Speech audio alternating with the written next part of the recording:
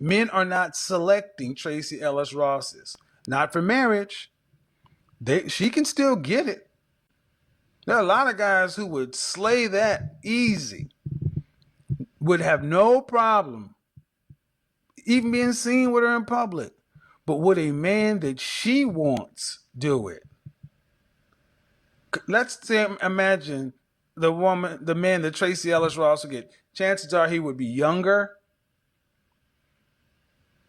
maybe some up and coming young actor. Can you imagine a woman like Tracee Ellis Ross with a 58-year-old CEO of a Fortune 50 company, an accomplishment? No, they needed a completely different woman. And that's the ultimate point. The longer you're by yourself, the less likely you are a good fit for anybody else.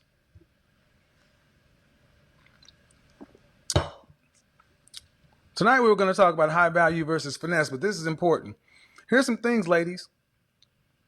I'm going to ask you, ladies, especially you women over 35, what are you going to be willing to give up? Well, Kev, when you're right, you're right. Let's read this. Tracee Ellis Ross speaks about the grief she experiences not having kids or a partner. That partner word is part of the problem.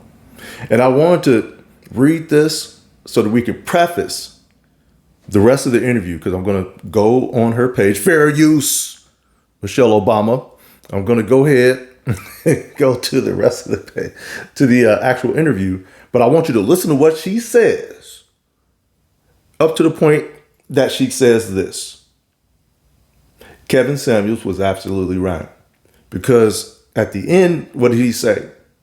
Not only that she's probably going to have to end up dealing with some young cats, because men who are actually about something not going to deal with no ditzy broad spitting a bunch of nonsense. The last thing he said in that clip, posted by Marcus J. Carruthers, after this came out: what are you willing to sacrifice or give up? Were his exact words. What are you willing to give up? And you're going to find out in this interview what she's willing to give up. So let's go ahead and get into it. So here we have Michelle Obama, who brought Tracee Ellis Ross on her platform, and Tracee made an absolute fool of herself. So let's go ahead and listen. There's a lot of nuggets in here, so that we got to mine through. So let's go ahead and get into it right now. In fair use, Mrs. Obama. You know, you're playing like you're 10, and now your lip is split. So we digress. Yes. Because That's okay. That's all right. no longer are we dating people? No, but I am. Yeah, I was about to say. Yeah. I was like, Tracee's, my girl. Yeah, I mean, the tales from the road. And I bring stories home. I bring back to Michelle stories. I'm like, stuff. what's happened in the last several months? And it's always eventful. It's always good. Yes. Well, the thing is, I stay open. Mm-hmm. I'm probably more way open. Yes. Oh my God, that sounded so wrong. I didn't mean that, Mom. My heart. Yes, you did. Michelle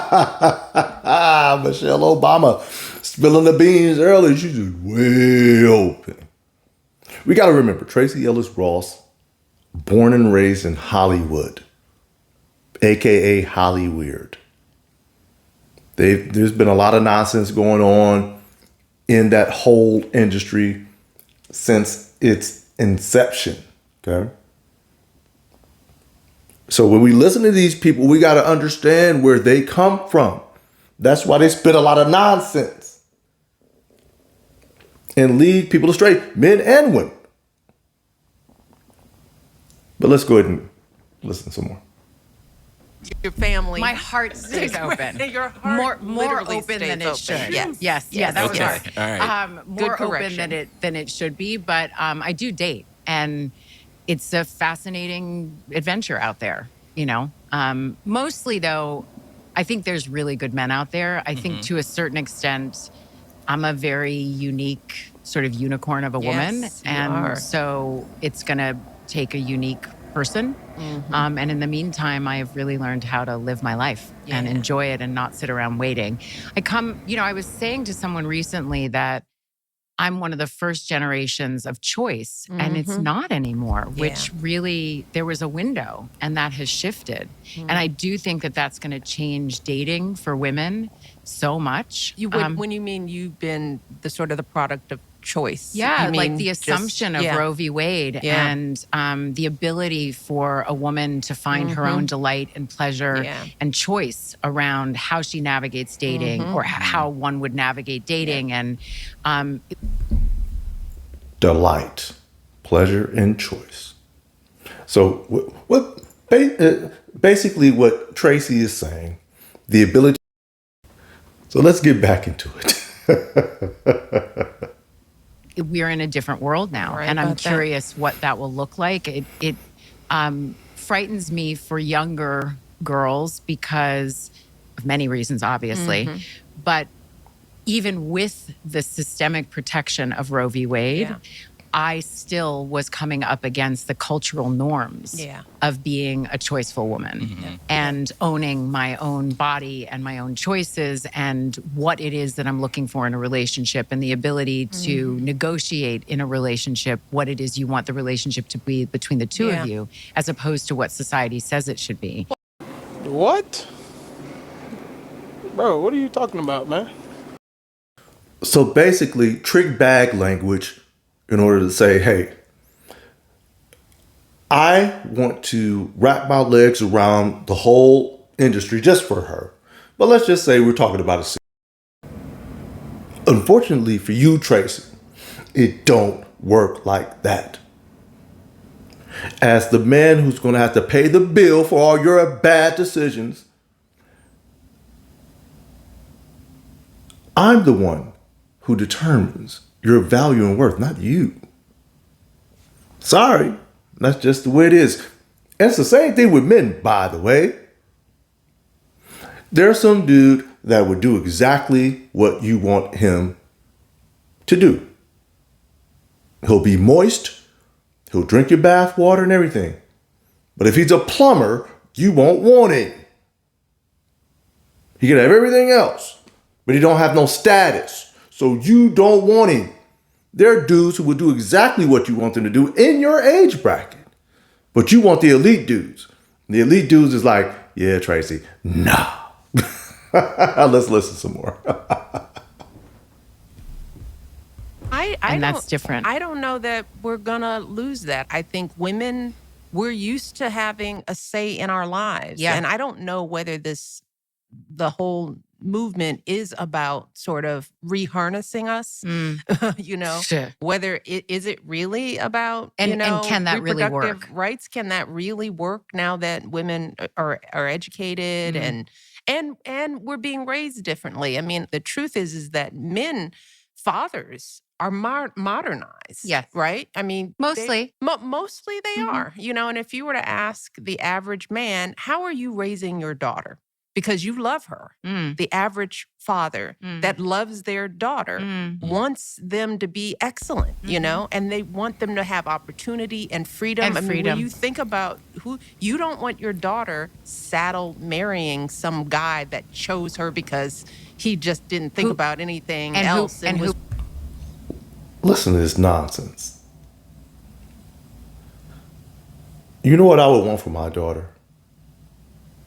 To live a very fruitful life, successful career, successful marriage.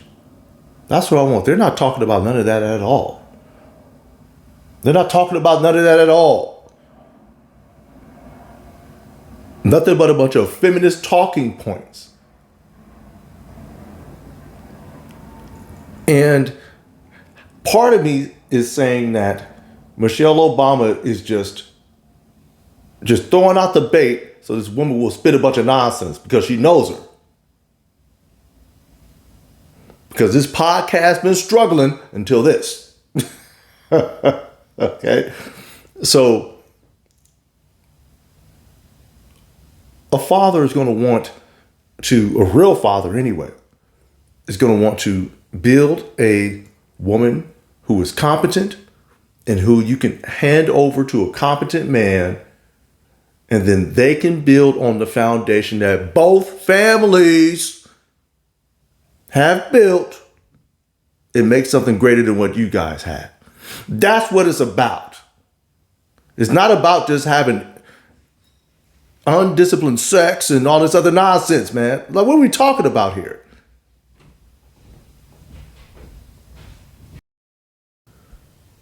Now, let me rewind this a little bit. Them to have opportunity and freedom. I mean, when you think about who, you don't want your daughter saddle marrying some guy that chose her because he just didn't think about anything else and who was believes ready that at her the time. body is his choice. Exactly. So I don't think a lot of leaders are thinking about that. You Yeah, know? well, and they haven't been asked to, because I think it's not always a context that if it's an area that you don't have to think into. Right. But I think there is You're thinking that chose her because he just didn't think about anything and else who, and was who believes ready that at her the time. body is his choice. Exactly. Nigga, please. You know, we got to understand that these people are actors and actresses. We have to understand that they're given talking points to try to sell to the general public. This woman is 52, going on 53 years old, never married, no children, talking about being saddled with somebody who believes that her body is his choice. Baby, nobody's chosen you. Not one person. Not one. Nobody even wants to put an accidental baby into you because they know you're nuts. What are we talking about here? Let's listen to more of this nonsense, man. Exactly. So I don't think a lot of leaders are thinking about that. You Yeah, know? well, and they haven't been asked to, because I think it's not always a context that if it's an area that you don't have to think into. Right. But I think there is it is a genuine regular thought process for me. It's one of the reasons, I mean, we've talked about this, that often I date younger men. And a lot of it is because Let's stop on that, folks. oh my God, we had a Several great dinner. snaps on that we one. had a great dinner, by the way, where across the table your husband goes, "But why?" And I said, "Well, maybe because I can." Yes. Preach. This is what I'm saying. Tales from Did y'all hear that laugh? Oh my gosh. Probably another reason why she can't keep a man. Let's rewind it a little bit. Across the table, your husband goes, "But why?" And I said, "Well, maybe because I can." Yes. Preach. Cringe, bruv. Cringe. Boy. That's what I'm saying. Tales from Tracee's. It's fun. It's very fun to share. Tracy tale. But You date a younger I'm sorry. But one of the younger man. reasons, though, that because I had to ask myself that question, I was like, "What is this about?" Yeah. Because I want a partner, and so often, and it's not just that I'm older, I'm also very embodied. I am a full, very whole person who knows myself, who is in charge of my life, and who lives a very full, just robust life. So it's not just age, it's like life experience and sort of a difference. But I had to ask myself the question, why? Why does this keep sort of coming up, other than they're hot and gorgeous? There's that. There's that. But a lot of men my age are... Before we get into the next part, y'all check Michelle Obama. There's that chiming in. Former First Lady of the United States. Dealing in this nonsense. steeped in a toxic masculine experience and sort of a difference. But I had to ask myself the question, why? Why does this keep sort of coming up, other than they're hot and gorgeous? There's that. There's that. But a lot of men my age are steeped in a toxic masculinity and have been raised in a culture where there is a particular way that a relationship looks. And anything that starts to smell of that for me, I did enough of it where I was controlled and felt like I was a possession, or whatever those things were, or prize, and I have no interest in it, and I will not do it again. So basically, she won't have a relationship where a man is going to implement order and structure. That's what she's saying.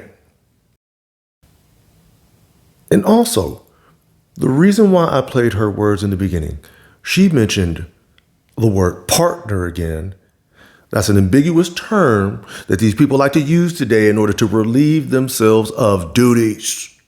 It's the only reason why they use it. What are the duties and responsibilities of a quote unquote partner?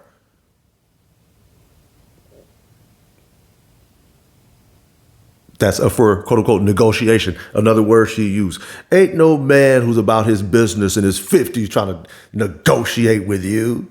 What you talking about? Because even by your own words in the beginning, right, that we played, you live with grief from not having a quote unquote partner in children. Meaning you failed doing things your way. And you want a man to sign up for that mess? Nigga, please. All right, let's go ahead and watch some more. I'm sorry. No, Craig. I was going to say, it's a generational thing. So it didn't matter how you met them, or is it just I'm kind not of the saying guys that's you're meeting? That's obviously Too big of a it's a generalization. generalization, Yeah. but because I have dated men my age, there Yeah. is a difference. There is an openness that occurs with a younger man around whether it's gender fluidity or not even having an issue with homosexuality. I mean, something as basic as that. Right. That, Yeah. that there's No, I times hear you. where I'll be, sitting across the table from somebody and just like, what did you just say? Yeah, what? I'm not sitting across the table from you, but I'm watching you on my screen here saying the same thing. What did you say? Shit. It didn't come, well, just being okay with homosexuality and stuff like that. What are we doing? I think we know one person who may have been to a couple Diddy parties back in the day. My goodness. Gender fluidity. So this is what she has to offer as a quote unquote partner, right? Even though that's a problem, even using that word, especially at a woman who's pushing her mid-50s.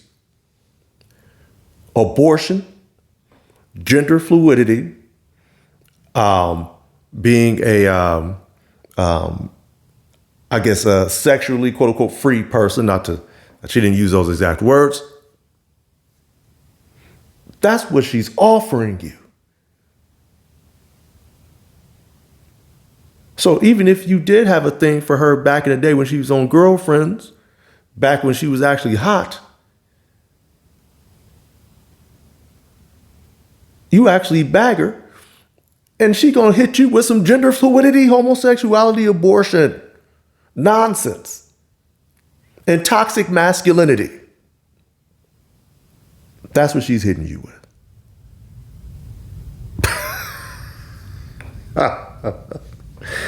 Oh, yikes. Century are you? Like, oh my where's- God. Where's your horse and buggy? Yeah, like I'm so sorry. And your bedpan. Yeah, for real. Chamber pot. Yeah, Your your chamber chamber pot. pot. Your chamber pot. Like where I'm just like, And then Michelle Obama chiming in talking about where's your horse and buggy? Meaning that she's with the sexual fluidity talk. This woman's in her 60s, bro. Her 60s. So maybe all the rumors we were hearing about the Obamas in Chicago might have been true. Let's go ahead. yeah, this is not a match. Yeah. And I have long been past the age where I feel like it's my job to teach somebody or Yeah. grow them up. Yeah. That I'm not interested in. So, but it's interesting. I mean, there's so many different philosophies on dating, and I have come up with mine. I have come up with what works for me and what makes sense for me and what. Wait, you literally said it ain't working. You literally said it ain't working. Also, and then you want to talk about, I don't have time to quote unquote grow them up. Again, you're a woman in your 50s. And I haven't heard not even a nugget of wisdom out of you. Not one. About to be 53 years old very shortly. Not a word of wisdom at all. Now, what you talking about, teach somebody? You can teach somebody what red flags to look for. You can definitely do that. You can teach them that they need to avoid nut job broads like you. You can teach them that. Because again, she's probably great in bed. So that keep you around for a little bit. But then you got to deal with the day to day. And it ain't worth it. The juice ain't worth the squeeze. Come up with what works for me and what makes sense for me and what feels safe for me. Yep. Yeah. I mean, like, I'm not on dating apps. I have friends that have great success with dating apps, but that's just not something I'm comfortable So with. you're meeting folks in the wild then? That's the only way for me. Or someone sets me up, or Okay. I meet them at an event. I meet someone. It's usually people that also have a level of recognition that they have as much to lose as me to a certain extent. I don't know. I mean, I haven't had great luck lately, but I do have to say I'm moving up on what it is that I'm looking for as a match. Yeah. Did y'all hear that? She's having no success. No success. And the broad is moving up on her standards.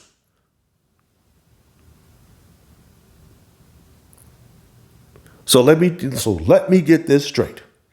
Your standards are higher than at 53 than they were at 23, 33, or even 43. When you have less and less and less and less to offer a man. Get more and more entrenched into this nonsense that you're sitting across from a former first lady. Tell me that this doesn't sound, please tell me that this doesn't sound ridiculous. I dare somebody to tell me that. Moving up on your standards. But you know what? That is very common. That is very common with ladies. Look, the older that they get, and she's got 500,000 coochie miles on her. Been wrapping her legs around Hollywood for the last 30 years. Talking about she moving up in her standards. What you talking about? And again, then you wonder why these dudes just pay for a young broad.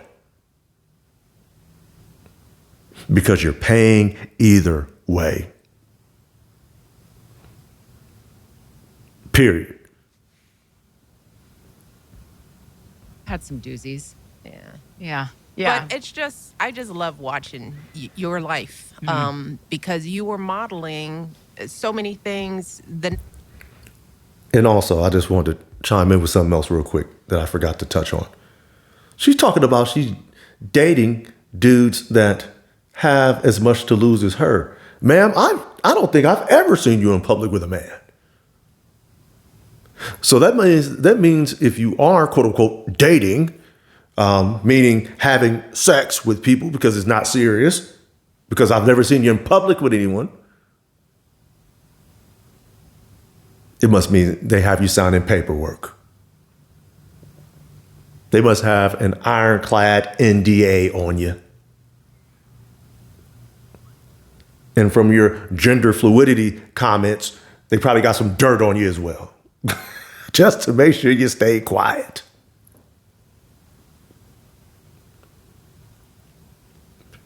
Correct me if I'm wrong. I have never seen her out in public seriously dating a man. Never seen it.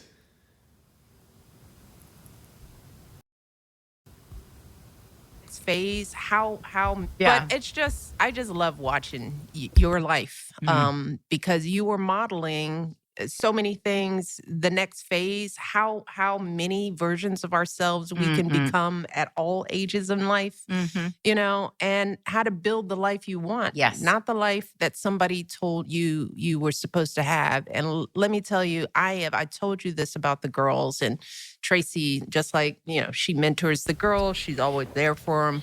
But You got this dingbat of a broad mentoring your daughters. So I guess you don't want no grandkids or any son-in-laws. What in the world is she going to teach your daughters? And then you're talking about, she mentioned something about different, what was it? Versions of ourselves we can become. Watching your Different life, versions. because you were modeling so many things. The next phase, how many versions of ourselves we can become. Versions of ourselves that we can become at 53 and 60 plus for you, Mrs. Obama. Different versions of ourselves. This woman right here, degreed up, accomplished, the quote unquote elite of elite. And have you heard some of the nonsense this woman has spit out of her mouth? Different versions of yourself? Here's the versions of yourself that you're supposed to be. I want the screen on, Tracee. You're a child. You become a young lady. You become a wife, mother, grandmother, maybe even if you're blessed enough to live long enough, great-grandmother. Those are the different versions of yourself you're supposed to become. Otherwise, you end up like Tracee, just running in place. She's in the same spot she was 30 years ago. Still with the thirst traps. Still trying to bargain with her sexuality. But she ain't getting the return on it that she used to get because it ain't worth what it used to be. Who's paying for this? Trying to make sure that I am not subconsciously sending them. I told you this about the girls, and Tracee, just like, she mentors the girls. She's always there for them. But trying to make sure that I am not subconsciously sending them these messages about what their life should look like. Even like when you ask, are you dating anyone? I mean, that's something that we ask young people in their 20s. You know, the whole thing about weddings, We talk a lot about that. Yeah, it's just like the pre-proposal and the bachelorette and the pre-honeymoon and then the 3 wedding dresses and have you thought about the amount of money? Your 32 list items of 3 wedding dresses? 3 wedding dresses? And again, she's talking to Tracee Ellis Ross about weddings. She ain't never had one. You can't make this stuff up, bro.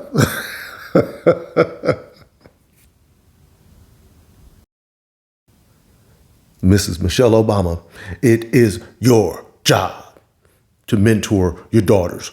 You're the one who's been successfully married, right? Although we kind of know you don't like your husband or respect him, and you're jealous of his success because you stated in a previous podcast that you were his quote unquote boss. Well, not his boss, his mentor while he was in school. And he just zoomed right past you. And you've probably been bitter ever since. And now you're at the point where you can't even hide it. So now you're looking at the likes of a Tracee Ellis Ross to mentor your daughters. That's a joke.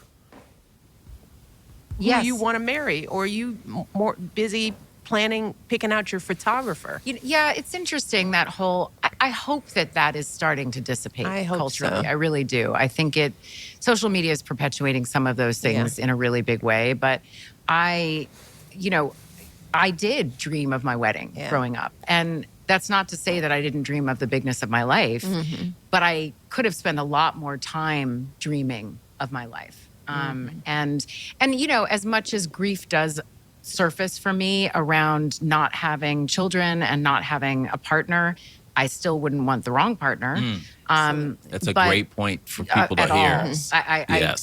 I'm not interested in that. You have to make my life better. It can't just be, I'm in a relationship to be in a relationship. So even though the grief does emerge and that comes and I hold that, I think of what I've done. And I woke up every morning trying to do my best. I didn't wake up one morning and be like, I'm going to mess this day up. That's right.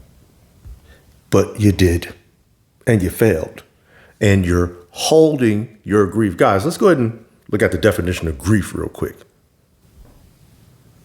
So here we have it. Grief, deep sorrow, especially that caused by someone's death.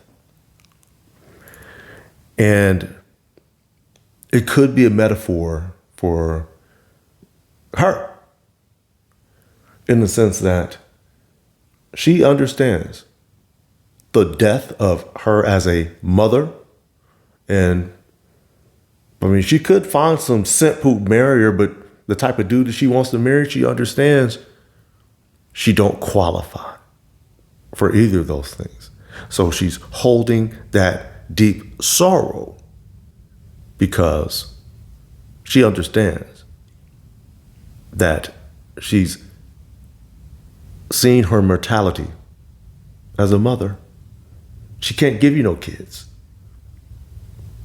So now she's negotiating, just to use her words, with less than what she's ever had.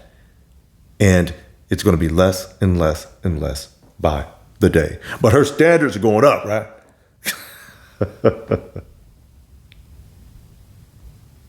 So I must be where I'm supposed to be. And I don't know. Sometimes I think of all of the things I've done, the courage that I've had to have and what I've had to learn how to navigate as a single person with no one to hide behind. Yeah.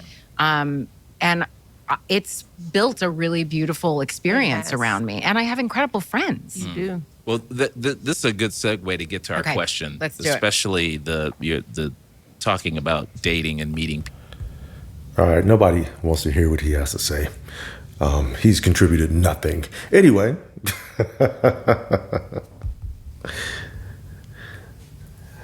what do you guys think about Tracee Ellis Ross? To me, she is a cautionary tale.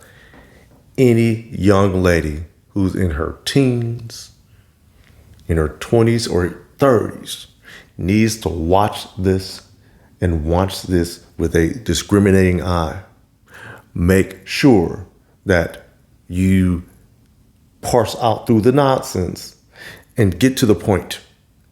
She holds grief because she's failed to procure a man and have children. That's what she said. And I'm going to use the real word, a husband, not no partner, which is why, part of the reason why you ain't got no man now, Tracee.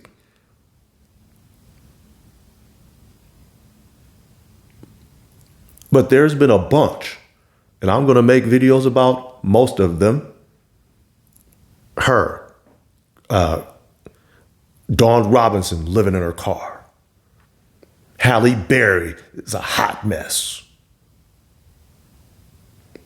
You literally have the case study sitting in front of you. Don't follow behind the footsteps of these broads. Toni Braxton, absolute mess. Don't do it. Because again, it's going to lead you down a path to your own destruction and have you holding grief just like she does. Let me know what you guys think about this. Hit that like and subscribe. And until next time, I'm out.